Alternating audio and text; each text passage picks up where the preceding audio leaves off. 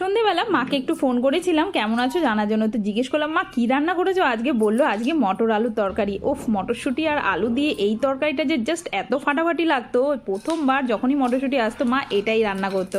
আর এটা কিন্তু খুবই সিম্পল রান্না করা। জাস্ট কড়াইতে একটু 5 ফোড়ন, শুকনো লঙ্কা আর আদা বাটা দিয়ে ভালো করে নেড়ে চেড়ে একটু টমেটো দিয়ে বেশ ভাজা ভাজা করতে হবে। আর ভাজাটা হয়ে এলে একটুখানি লঙ্কা গুঁড়ো, হলুদ গুঁড়ো আর মটরশুঁটি, ছোলা মটরশুঁটিটা দিয়ে ভালো করে নাড়তে হবে। এই সময় না মটরশুঁটিগুলো একটু ছোটো ছোটোই দানা হয়, তো তাড়াতাড়ি সেদ্ধই হয়ে যায়। তবু একটু জল আর একটু কাঁচা লঙ্কা দিয়ে ভালো করে নেড়েচেড়ে একটু নুন দিয়ে এটাকে ঢাকা দিয়ে রাখবে।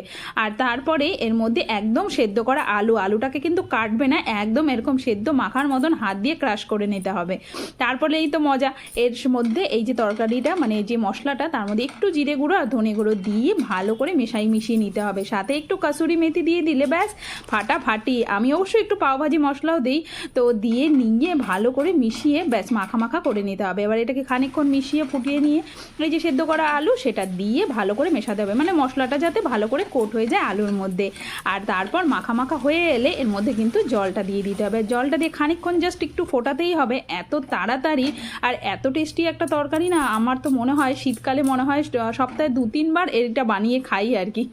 ওপর দিয়ে একটু লেবুর রস আর তার সাথে একটুখানি ধনে পাতা, ব্যাস এটাই কিন্তু কমপ্লিট। চায় ভাত হোক বা রুটি, দুটো দিয়েই কিন্তু মায়ের হাতের এই তরকারি অপূর্ব।